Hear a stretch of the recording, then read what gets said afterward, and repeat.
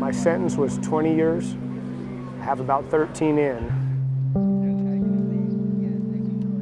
My crime was 3 counts of attempted murder and a carjacking.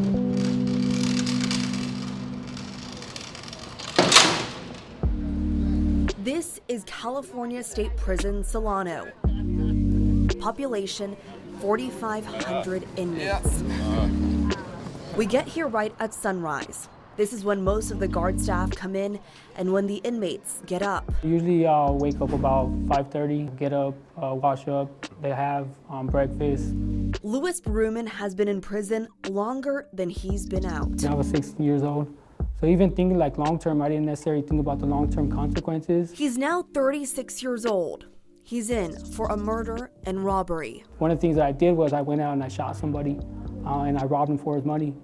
And it was one of the justifications that I gave was that this person disrespected me. He's a level 2 inmate. There are no cells, no gun towers. He has what most inmates want: freedom. In level 4, you would be in a cell setting, and the only time you would be able to get out is when they actually open your door. As opposed to here, I can just walk on out. There are several dozen other level 2 inmates in his building. What are we talking here, just a few minutes? Blaine Bowker is another inmate who's on the bottom floor. There's definitely stresses that come with living in prison, just like everyday life on the streets. They just look a little different. Every day, it's the same routine. Y'all want breakfast? In the dining hall, it's actually pretty quick. You go on in there, you get your tray. That's your recreational activity. You can go out there, you can work out, you can play handball, they have basketball, you can play tennis. Monotonous. The days just seem to fade into each other, and sometimes you don't remember if something was a couple days ago or a month ago.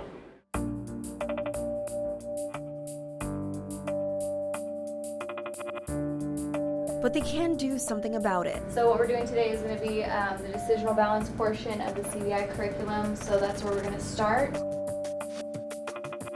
This is part of the Offender Mentor Certification Program. Once inmates go through the program and finish, they'll be certified drug abuse counselors. California is the first state in the country to have this kind of program. There are 3 in California. Good afternoon, everyone.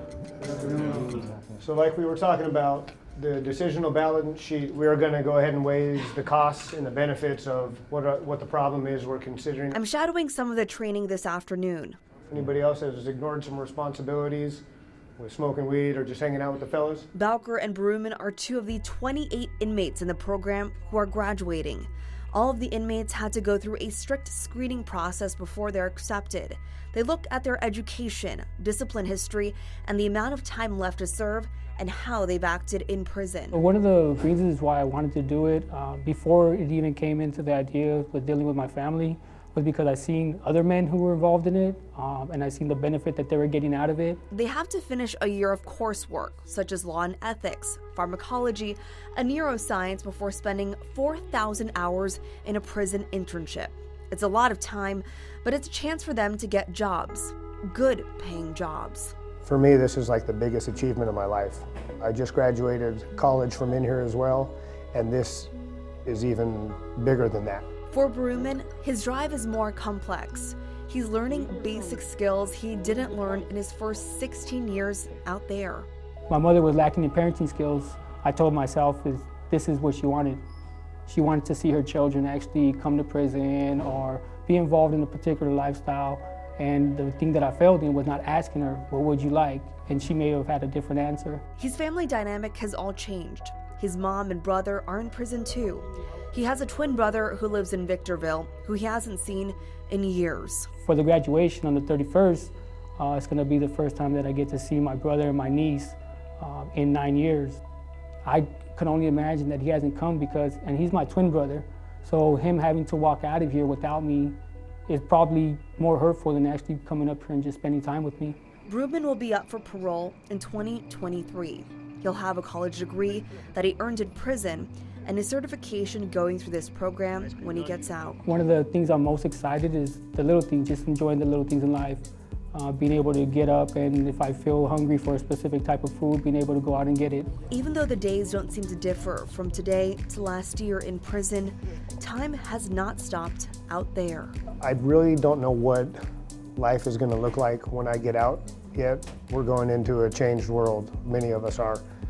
Before I was incarcerated, they didn't even have iPhones. Maybe this time they'll get a second chance to live a life they never did outside this fence. I think of it as being able to live 2 lifestyles in one lifetime, which is great. I don't think everybody gets the opportunity to do that.